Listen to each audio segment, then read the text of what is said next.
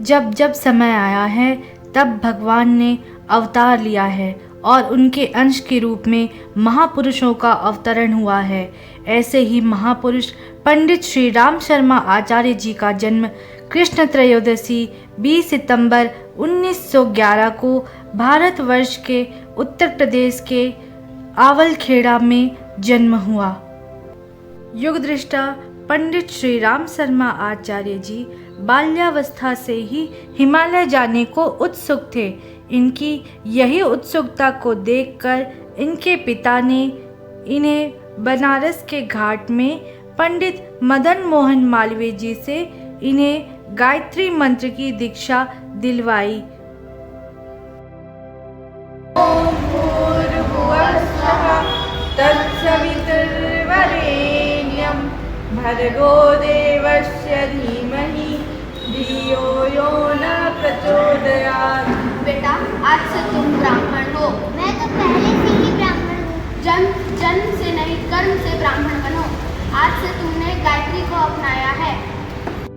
ऐसे ही 15 वर्ष की आयु में बसंत पंचमी के पावन पर्व पर उन्हें हिमालय निवासी सर्वेश्वरानंद महाराज जी के दर्शन हुए।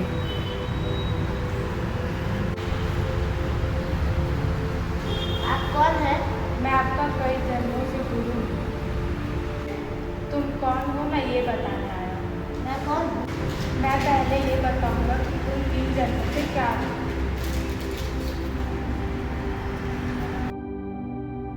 आप अपने पहले जन्म में संत कबीर दास थे, दूसरे जन्म में समर्थ गुरु रामदास और तीसरे जन्म में श्री रामकृष्ण परमहंस। मेरा ये जन्म किस लिए हुआ है?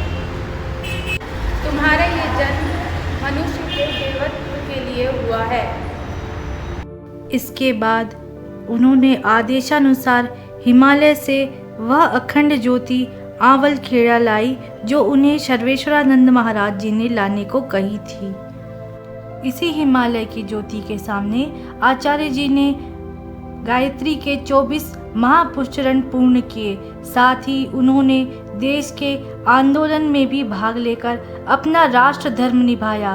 एक बार वे अंग्रेजों से भिड़ गए, परंतु उन्होंने झंडा नीचे गिरने नहीं दिया।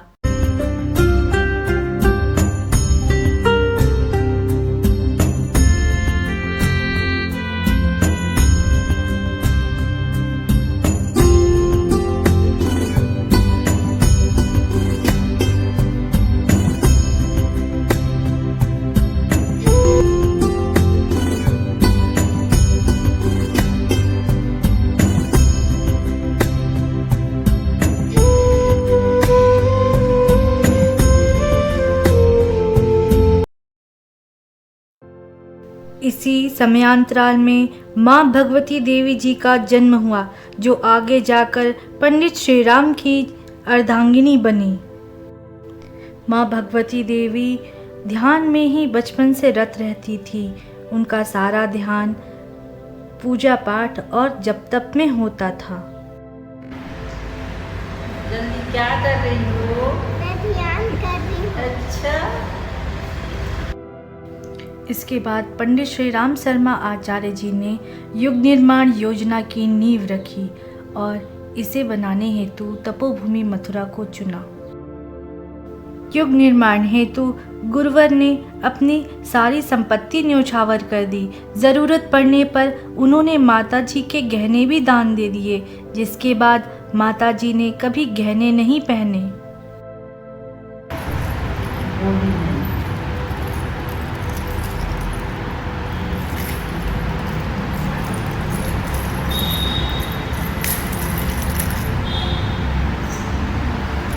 आज के बाद मैं कभी गहने नहीं पहनूंगी। मेरे मिशन के बच्चे ही मेरे गहने हैं। और इस तरह शांति कुंज हरिद्वार और मथुरा का निर्माण हुआ। ओम भूर्भुवः स्वः तत्सवितुर्वरेण्यं। शांति कुंज हरिद्वार में आज भी वह हिमालय की ज्योति निर्बाध रूप से 100 वर्षों से जल रही है, जिसके समक्ष गुरुदेव और माता जी ने गायत्री के 24 महापुष्करण किए। और आध्यात्मिक मान्यता यह है कि कोई भी दीप अगर 40 वर्षों से निरंतर जल रहा है तो वह सिद्ध हो जाता है। तो यह तो अभिमंत्रित हो चुकी है और सिद्ध हो चुकी है, जिसके दर्शन शांति कुंज हरिद्वार में करने लाखों श्रद्धालु आते हैं और जन जन में चेतना का विस्तार हो रहा है। तो यह अखंड ज्योति अलौकिक हुई। परम पूज्य गुरुदेव ने अपने जीवन काल में 3200 ग्रंथों और साहित्यों की रचना की। परम पूज्य गुरुदेव कहते हैं कि अगर आपको मुझे जानना है तो मेरे पुस्तकों को पढ़िए, मैं वहीं मिलूँगा। आज उनके द्वारा रचित पुस्तकें और साहित्य जन जन में चेतना का विस्तार कर रही है और ज्ञान से लोगों को ओतप्रोत कर रही है। परम पूज्य गुरुदेव ने युग निर्माण में 7 सूत्रीय आंदोलन चलाए। पहला आंदोलन है साधना। यह एक ऐसा मार्ग है जिसके द्वारा ही आत्मा से परमात्मा का मिलन हो सकता है। सभी मनुष्यों के अंदर देवत्व है, लेकिन बिना साधना के उसे प्राप्त नहीं किया जा सकता है। दूसरा आंदोलन है शिक्षा। केवल शिक्षा से ही एक श्रेष्ठ व्यक्ति का निर्माण हो सकता है। शिक्षा आत्म विकास के लिए आवश्यक है।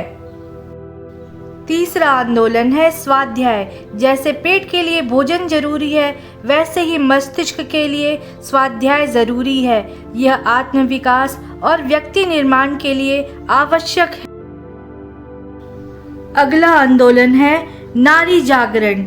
यह इस युग का सबसे महत्वपूर्ण आंदोलन है। हर स्त्री के अंदर दुर्गा स्वरूपा नव शक्ति है, जिसे नारी जागरण के द्वारा ही जागृत किया जा सकता है। अगला आंदोलन है नशा मुक्ति। यह समाज को दीमक की तरह खा रहा है। अगला आंदोलन है पर्यावरण, जिसके संरक्षण की नितांत आवश्यकता है।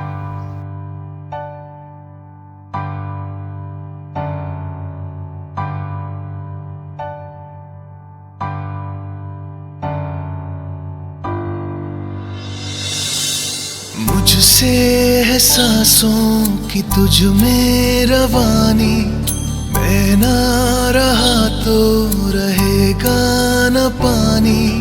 मुझसे है सांसों की तुझ में रवानी, मैं ना रहा तो रहेगा न पानी। मैं तेरा हिस्सा हूँ, तू मेरा हिस्सा है, मुझसे ही तू जिंदा है। ना काटो मुझे दुखता है, ना काटो मुझे बड़ा दुखता है। हाँ, दिया तुमको फल फूल छाया, तू तो समझ ही न पाया। था मैं हरा फिर भी काटा गया, तुझको नजर भी न आया।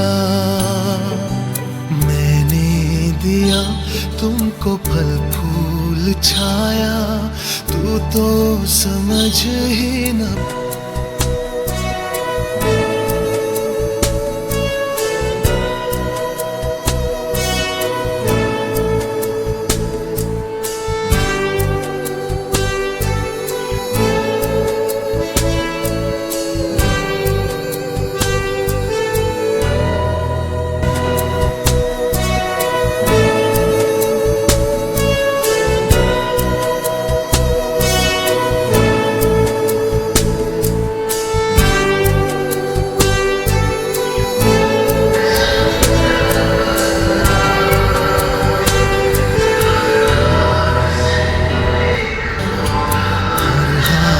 से एक पौधा नया लग जाए फिर और क्या। थोड़ी सी मिट्टी थोड़ा सा पानी, तेरा इसमें क्या लगता है। ना काटो